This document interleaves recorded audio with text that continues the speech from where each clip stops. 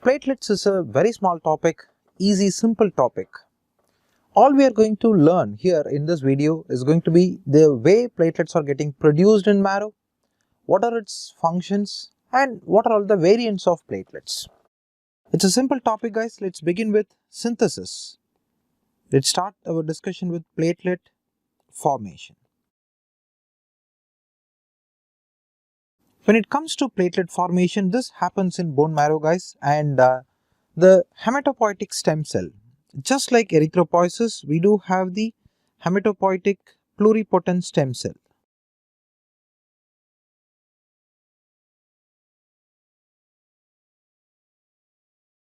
This hematopoietic pluripotent stem cell is going to turn into progenitor cells.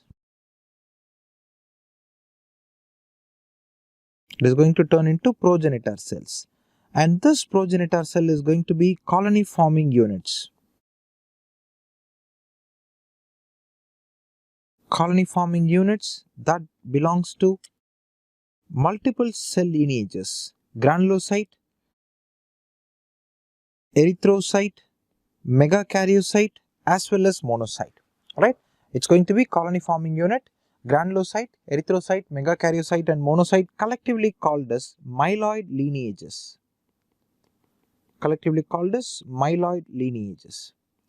This colony forming unit will in turn gets converted to pro-megakaryocytes.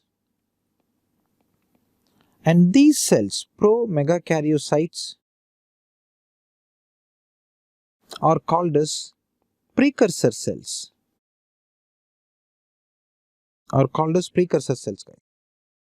Alright, colony forming unit, granulocyte, erythrocyte, megakaryocyte, monocyte will get converted to pro-megakaryocyte, and this conversion is influenced by the hormone called as thrombopoietin.